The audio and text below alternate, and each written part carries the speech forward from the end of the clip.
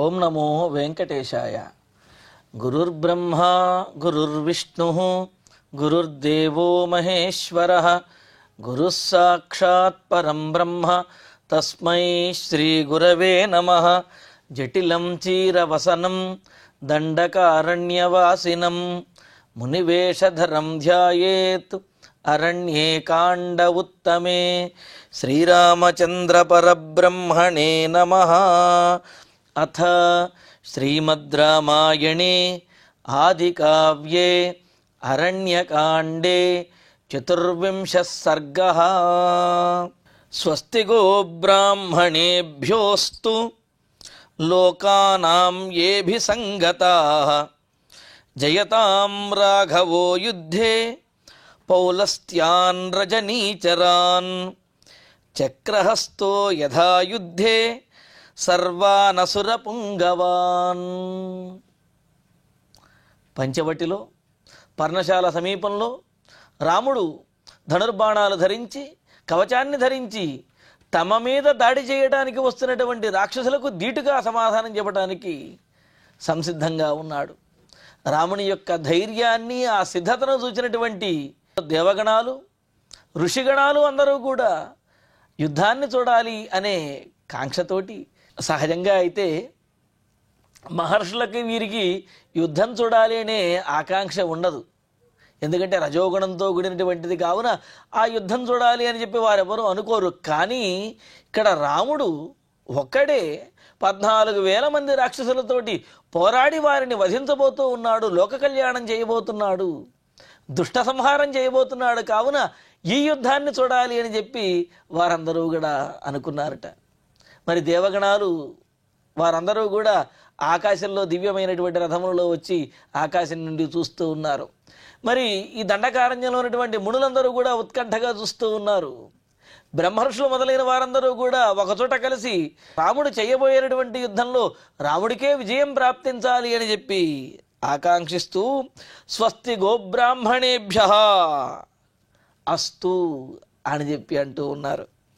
ఏ లోకానాం అభిసంగతాః, ఎవరైతే ఈ లోకమునకు హితం చెయ్యాలి, మేలు చెయ్యాలి అని చెప్పి ఎప్పుడూ కూడా ప్రయత్నిస్తూ ఉంటారో, ఎప్పుడు సిద్ధంగా ఉంటారో, అనుకూలంగా ఉంటారో అటువంటి గోబ్రాహ్మణేభ్యః, గోవులకు బ్రాహ్మణోత్తములకు అందరికీ కూడా స్వస్తి అస్తు, క్షేమము కలుగుగాక అని చెప్పి అన్నారు.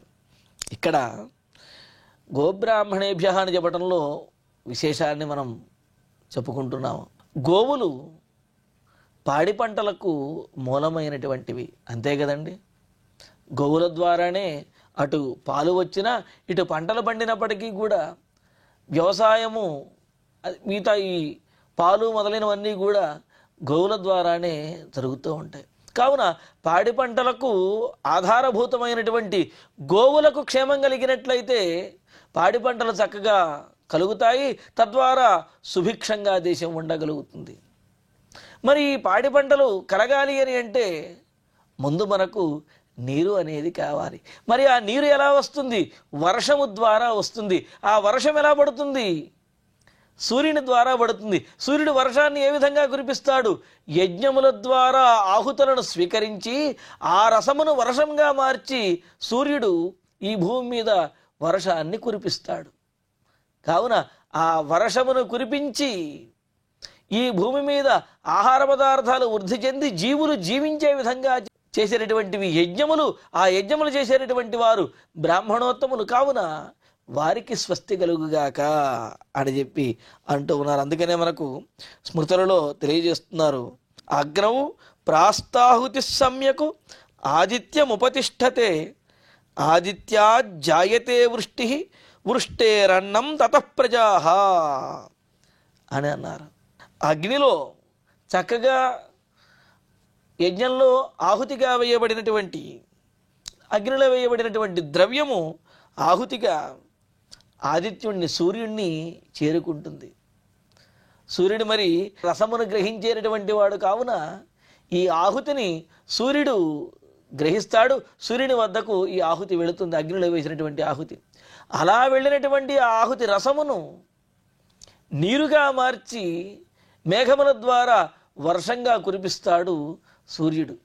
అందుకే కదా అంటారు, సహస్రగుణముత్స్రష్టం ఆదత్తేహి రసం రవిహి. తాను గ్రహించినటువంటి రసమును 1000 రెట్లుగా చేసి వర్షం రూపంలో ఈ భూమండలం మీద కురిపించడానికే సూర్యుడు రసగ్రాహిగా ఉండి రసమును భూమి నుండి గ్రహిస్తాడు అని చెప్పి, ఇలాగా యజ్ఞముల ద్వారా ఆహుతుల ద్వారా రసమును గ్రహించినటువంటి సూర్యుడు ఆ ఆహుతిని ఆ రసమును మరలా వర్షం రూపంలో ఈ భూమండలం మీద కురిపిస్తాడు. అలా కురిపించినటువంటి వర్షము ద్వారా ఆహార పదార్థములు అన్నం అనేది ఉద్భవిస్తుంది ఈ భూమి మీద. అలా అన్నము ద్వారా ప్రాణులన్నీ కూడా జీవించగలుగుతాయి. అందుకే కదా భగవద్గీతలో కూడా అన్నాద్ భవంతి భూతాని పర్జన్యాదన్న సంభవ యజ్ఞాత్ భవతి పర్జన్య యజ్ఞ కర్మ సముద్భవ అని చెప్పి అంటూ అన్నము వల్ల జంతుజాలములన్నీ కూడా ఉద్భవిస్తూ ఉన్నాయి. ఆ అన్నము వర్షము పడడం ద్వారా అన్నం అనేది ఉద్భవిస్తున్నది. ఆ వర్షము యజ్ఞము చేయడం ద్వారా వర్షం పడుతున్నది. ఆ యజ్ఞము బ్రాహ్మణోత్తములు తమ తమ కర్మల ద్వారా ఆచరించడం ద్వారా యజ్ఞం అనేది ఉద్భవిస్తూ ఉన్నది అని చెప్పి అన్నారు. మరి ఈ భూమండలం మీద వర్షములు పడి ఆహార పదార్థములు ఉండి తద్వారా జీవులు జీవించడానికి మూలాధారము యజ్ఞయాగాదులు. కావున ఆ యజ్ఞయాగాదులు చేసేటటువంటి బ్రాహ్మణోత్తములు క్షేమంగా కనుక ఉన్నట్లయితే ఈ భూమండలం మీద ప్రాణులకు ఆహారములకు లోటు ఉండదు. తద్వారా ప్రాణులు జీవించడానికి అనుకూలమైనటువంటి వాతావరణం ఉంటుంది. లేకపోతే ఆహారం లేకపోతే ఏ జీవులు జీవించలేవు కదా. అందువలననే పాడి పంటలకు ఆధారమైనటువంటి గోవులు, వర్షమునకు ఆధారమైనటువంటి యజ్ఞములను ఆచరించేటటువంటి బ్రాహ్మణోత్తములు, అలాగే లోకానికి ఉపయోగపడేటువంటి వారు ఎవరైతే ఉన్నారో వారందరూ కూడా అందరికీ కూడా స్వస్తి క్షేమము కలుగుగాక అని చెప్పి బ్రహ్మర్షులు మొదలైన వారందరూ కూడా ఆశీస్సులను అందిస్తూ ఉన్నారు. మరి వీరందరికీ క్షేమం కలగాలంటే వీరందరినీ రక్షించేటటువంటి రక్షకుడు రామచంద్రమూర్తి, ఆయన క్షేమంగా ఉండాలి. అంటే వీరు క్షేమంగా ఉండాలి అని చెప్పడంలోనే రాముడు క్షేమంగా ఉండాలి, రాముడికి యుద్ధంలో విజయం అనేది కలగాలి అనేది ఆ ఉద్దేశ్యం అనేది తెలుస్తున్నదన్నమాట. కావున ఇక్కడ స్వస్తి గోబ్రాహ్మణేభ్యోస్తు లోకానాం ఏభిసంగతాః జయతాం రాఘవో యుద్ధే పౌలస్త్యాన్ రజనీచరాన్ అని అంటూ రాఘవ రఘువంశీయుడైనటువంటి అంటే ఏమిటి, సమస్తమైనటువంటి ప్రాణులకు, గోవులకు, బ్రాహ్మణోత్తములకు, సమస్తమైనటువంటి లోకమునకు కూడా ఆధారభూతమైనటువంటి వాడు, పాలకుడు అయినటువంటి రక్షకుడు అయిన రాముడు, రఘువంశీయుడైనటువంటి రాముడు యుద్ధంలో పులస్త్య వంశానికి చెందినటువంటి ఈ రాక్షసులందరినీ కూడా వధించుగాక, వారందరి మీద విజయాన్ని పొందుగాక అని చెప్పి అంటూ పౌలస్త్యాన్ రజనీచరాన్ జయతాం, రజనీచరాన్ రాఘవ జయతాం, రాక్షసులందరినీ కూడా రామచంద్రమూర్తి జయించుగాక అని అంటూ మరలా ఉదాహరణ కూడా చెబుతున్నారు. చక్రహస్తో యథాయుద్ధే సర్వాన్ అసుర పొంగవాన్. చక్రపాణి అయినటువంటి మహావిష్ణువు యుద్ధంలో తన చక్రముతోటి సమస్తమైనటువంటి శత్రువులను, దుష్టులను కూడా ఏ విధంగా అయితే వధించేస్తాడో అలాగా ధనుర్బాణములను ధరించినటువంటి రామచంద్రమూర్తి రాక్షసులందరినీ కూడా వధించుగాక, లోకక్షేమం చేకూర్చుగాక అని చెప్పి బ్రహ్మర్షులు మొదలైన వారందరూ కూడా రాముడికి విజయము కలగాలి అని చెప్పి ఆకాంక్షిస్తూ ఈ విధంగా ఆశీస్సులను తెలియజేస్తూ ఉన్నారు. ఏవముక్త్వా పునఃప్రోచుః ఆలోక్య చ పరస్పరం. ఈ విధంగా చెబుతూ వారు ఒకరిని ఒకరు చూసుకుంటూ ఇంకా అంటున్నారు, 14 సహస్రాణి రక్షసాం భీమకర్మణాం ఏకశ్చ రామో ధర్మాత్మా కథం యుద్ధం భవిష్యతి. రాముడు పరాక్రమవంతుడు, గెలుస్తాడు అనే నమ్మకం వీరికి ఉన్నప్పటికీ కూడా రాముడి మీద ఉన్నటువంటి ప్రేమతోటి వీరి మనస్సులలో కూడా కొంత ఉత్కంఠ అనేది ఉన్నది. ఎందుకు ఉత్కంఠ అని అంటే, ఏవముక్త్వా గోబ్రాహ్మణేభ్య స్వస్తి అస్తు, అందరికీ క్షేమము కలుగుగాక అని చెప్పి స్వస్తివాచనాలు పలికి, పరస్పరం ఆలోక్యచ, ఒకరిని ఒకరు చూసుకుంటూ, భీమకర్మణాం 14 సహస్రాణి రక్షసాం 14 సహస్రాణి, భయంకరమైనటువంటి క్రూరమైనటువంటి పనులు చేసే 14,000 మంది రాక్షసులు ఒకవైపు, మరొక వైపు ధర్మాత్మ రామ ఏకశ్చ, ధర్మాత్ముడైనటువంటి రామచంద్రమూర్తి ఒక్కడే మరొక వైపు ఉన్నారు. మరి రామ ఏక కథం యుద్ధం కథం భవిష్యతి, రాముడు ఒక్కడే ఉన్నాడు, ధర్మాత్ముడు. మోసంగా యుద్ధం చేసినటువంటి వారు దుర్మార్గులు, దుష్టులు, కపటమైనటువంటి బుద్ధి కలిగినటువంటి వారు, క్రూరులు అయినటువంటి రాక్షసులు 14,000 మంది వస్తున్నారు. మరి ఈ ఒక్కడే రాముడు 14,000 మందిని ఎలా ఎదుర్కోగలుగుతాడు? అసలు ఇది ఎలా సాధ్యము? రాముడేమో ధైర్యంగా నుంచున్నాడు, వారందరూ తరలి మీదకు వచ్చేస్తున్నారు. మరి ఎలా యుద్ధం జరగబోతున్నదో అనే ఉత్కంఠ ఈ మహర్షులందరిలోనూ దేవతలందరిలోనూ కూడా చాలా ఎక్కువగా ఉన్నదన్నమాట. వాళ్ళు ఆ విధంగా అనుకుంటూ ఉన్నారు. అనుకుంటూ ఇంకా అంటున్నారు, ఇతి రాజర్షయ సిద్ధా సగణాశ్చ ద్విజర్షభా జాతకౌతూహలాస్తస్థు విమానస్థాశ్చ దేవతా. ఈ విధంగా వారు మాట్లాడుకుంటూ, ఇతి రాజర్షయ, రాజర్షులు, అలాగే ఇంకా సగణాః సిద్ధాః. అంటే రాజర్షులు అని చెప్పడంలో ఉద్దేశం ఏమిటి అంటే, పూర్వం రాజర్షులుగా ఉండి తాము చేసినటువంటి పుణ్యకర్మల ద్వారా దేవత్వాన్ని పొందినటువంటి రాజర్షులు, అందుకనే వారందరూ కూడా ఆకాశం నుంచి చూస్తున్నారు అని చెప్పి అనుకున్నాం అని ఒక అర్థము.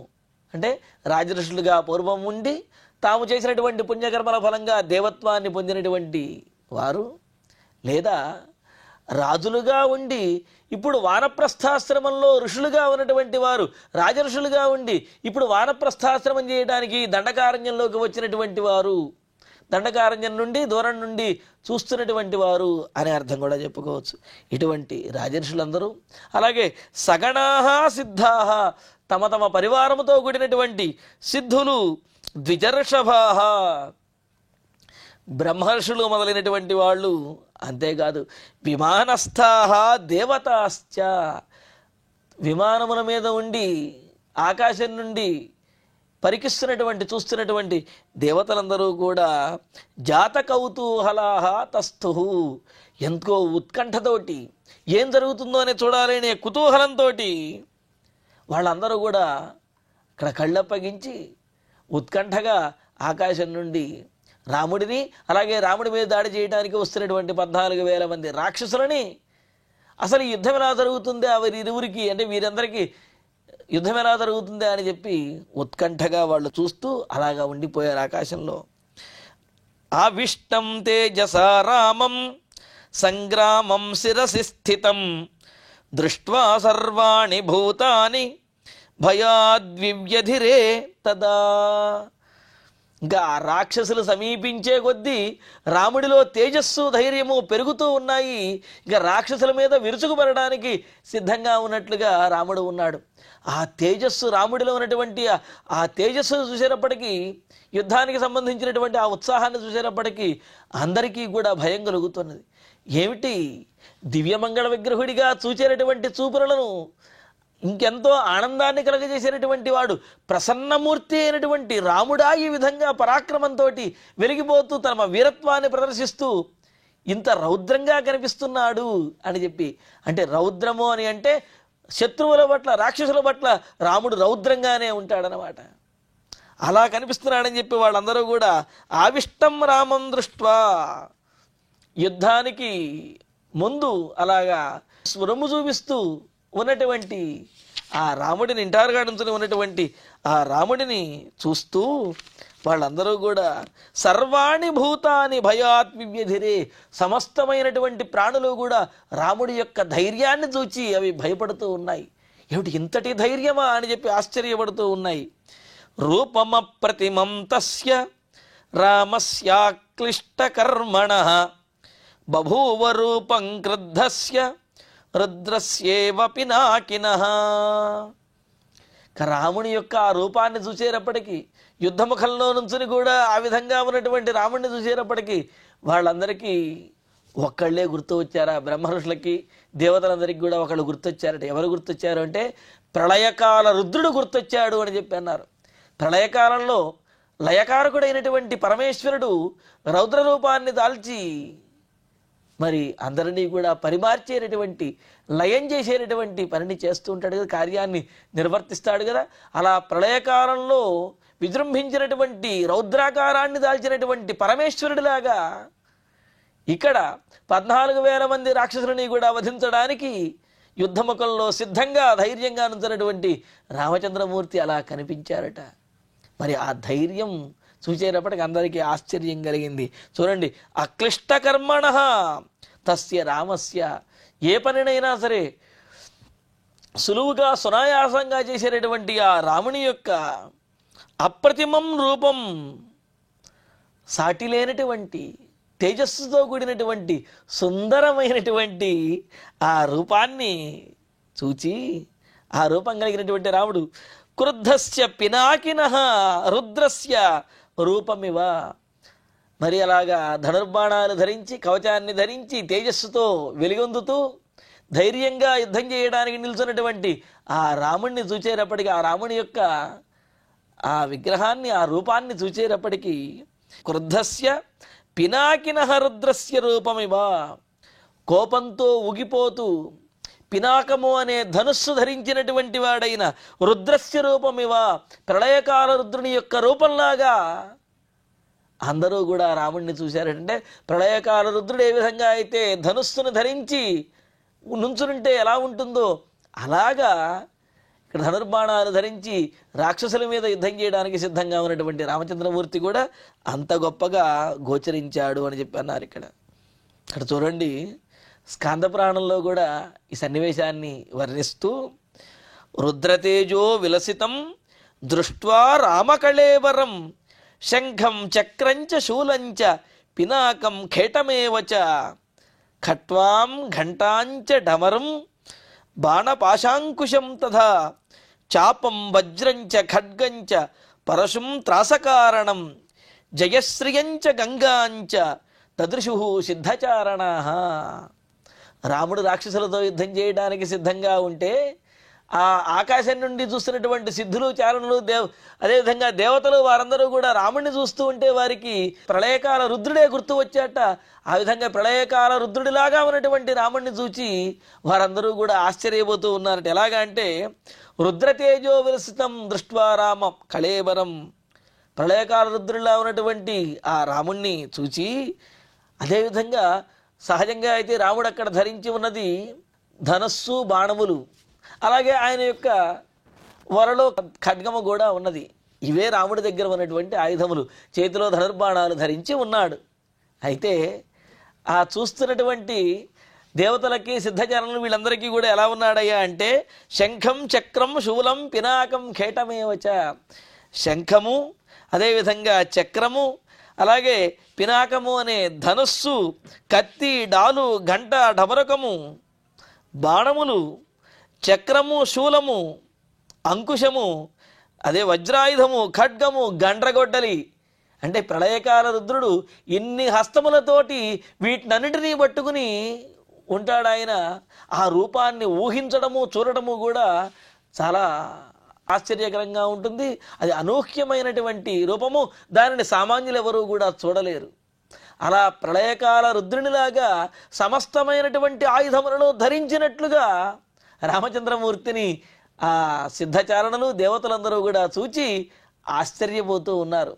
సహజంగా అయితే రాముడు ధరించింది ధనుర్బాణాలు మాత్రమే, కానీ ఈ ప్రళయకాలంలో రుద్రుడు ధరించేటటువంటి సమస్తమైన ఆయుధములు రాముడు ఇక్కడ ధరించినట్లుగా కనిపిస్తూ ఉన్నాడు. ఆ విధంగా ఆశ్చర్యంగా రాముడిని చూస్తూ ఉన్నారు.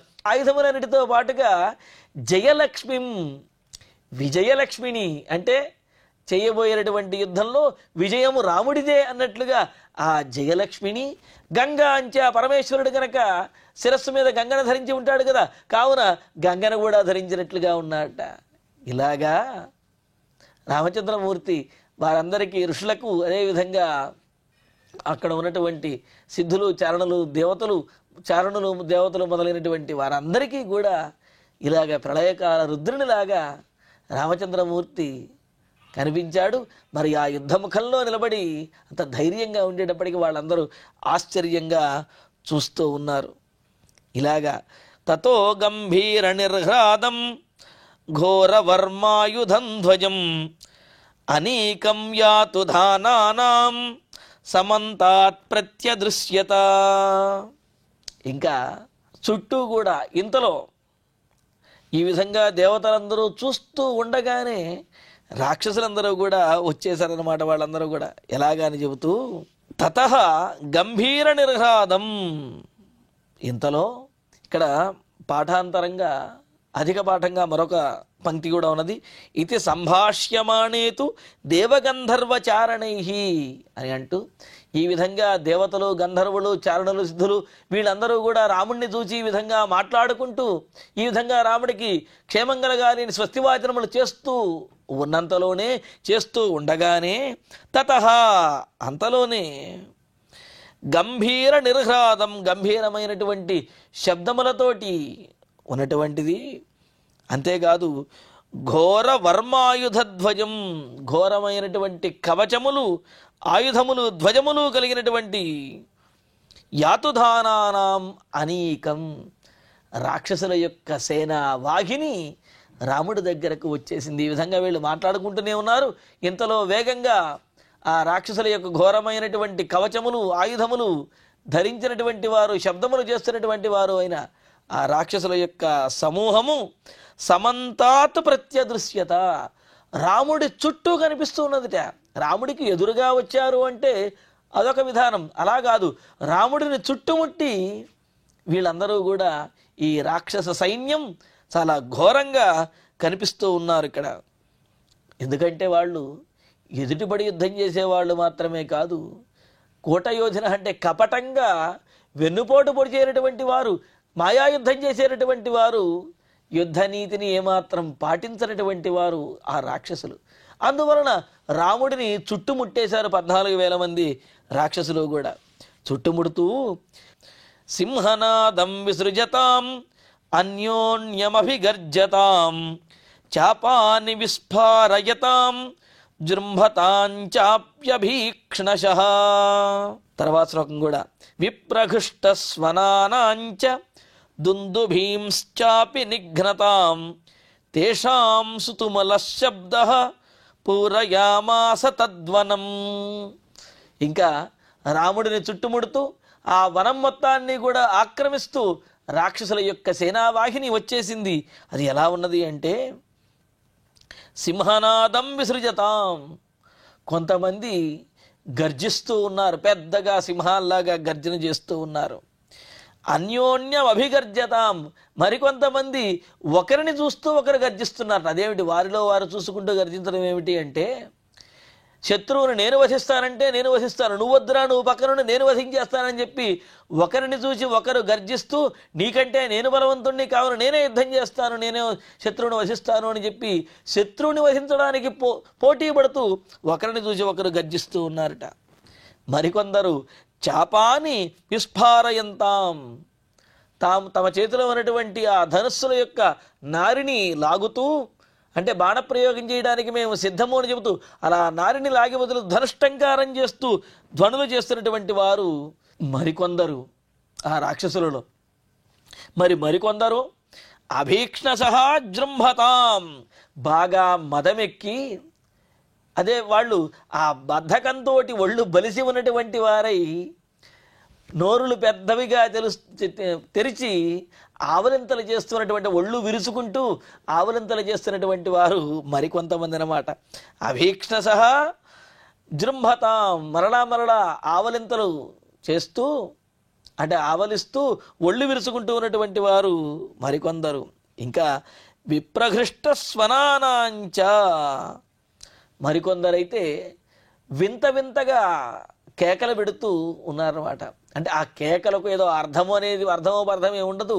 వారికి కలిగినటువంటి ఉత్సాహాన్ని ఎలా తెలుపుకోవాలో తెలియక ఆ విధంగా పిచ్చి పిచ్చి కేకలు పెట్టడం అంటారు కదా, అలాగా కేకలు పెడుతున్నటువంటి వారు, పెద్ద పెద్ద శబ్దములు చేసేవారు మరికొందరు.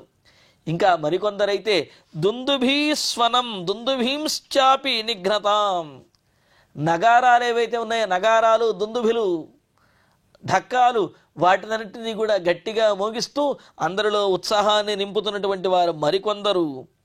ఇటువంటి వారైనా అంటే కొందరేమో స్వయంగా గర్జించేవారు కొంతమంది, నేను యుద్ధం చేస్తాను, నేను శత్రువును వధిస్తాను అంటూ వారిలో వారే పోటీ పడుతూ ప్రతిజ్ఞలు చేస్తూ గర్జించేవారు మరికొంతమంది.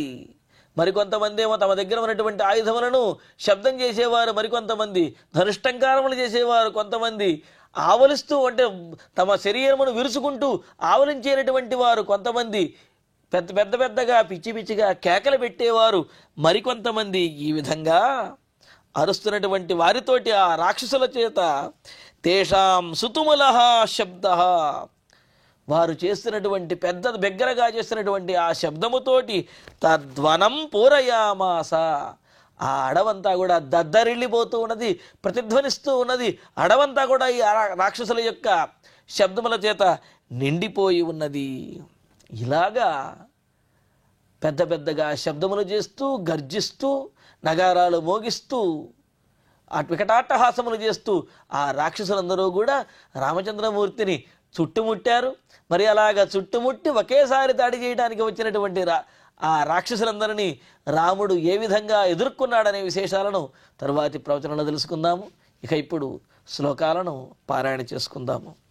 స్వస్తి గో బ్రాహ్మణేభ్యోస్తు లోకానాం ఏభిసంగతాః జయతాం రాఘవో యుద్ధే పౌలస్త్యాన్ రజనీచరాన్ చక్రహస్తో యథా యుద్ధే సర్వానసురపుంగవాన్ ఏవముక్త్వా పునః ప్రోచుః ఆలోక్య చ పరస్పరం 14 సహస్రాణి రక్షసాం భీమకర్మణాం ఏకశ్చ రామో ధర్మాత్మా కథం యుద్ధం భవిష్యతి ఇతి రాజర్షయః సిద్ధాః సగణాశ్చ ద్విజర్షభాః జాతకౌతూహలాస్తస్థుః విమానస్థాశ్చ దేవతాః ఆవిష్టం తేజసా రామం సంగ్రామశిరసి స్థితం దృష్ట్వా సర్వాణి భూతాని భయాద్వివ్యధిరే తదా రూపమప్రతిమం తస్య రామస్యాక్లిష్టకర్మణః బభూవ రూపం క్రుద్ధస్య రుద్రస్యేవ పినాకినః ఇతి సంభాష్యమాణేతు దేవగంధర్వచారణైః తతో గంభీరనిర్హ్రాదం ఘోరవర్మాయుధధ్వజం అనీకం యాతు ధానానాం సమంతాత్ ప్రత్యదృశ్యత సింహనాదం విసృజతాం అన్యోన్యమభిగర్జతాం చాపాని విస్ఫారయతాం జృంభతాంచాప్యభీక్ష్ణశః విప్రఘృష్టస్వనానాంచ దుందుభీంశ్చాపి నిఘ్నతాం తేషాం సుతుములః శబ్దః పూరయామాస తద్వనం. ఇత్యార్షే శ్రీమద్ రామాయణే ఆదికావ్యే అరణ్యకాండే 24 సర్గే 9 శ్లోకాః. క్షమాప్రార్థన మంగళాంతంగా ఈ కార్యక్రమాన్ని పరిపూర్ణం చేసుకుందాం. యదక్షరపదభ్రష్టం మాత్రాహీనం తు యద్భవేత్ తత్సర్వం క్షమ్యతాం దేవ నారాయణ నమోస్తుతే. కాయేన వాచా మనసేంద్రియైర్వా బుద్ధ్యాత్మనా వా ప్రకృతే స్వభావాత్ కరోమి యద్యత్ సకలం పరస్మై నారాయణాయేతి సమర్పయామి. శ్రియః కాంతాయ కళ్యాణ నిధయే నిధయేర్ధినాం శ్రీవేంకట నివాసాయ శ్రీనివాసాయ మంగళం.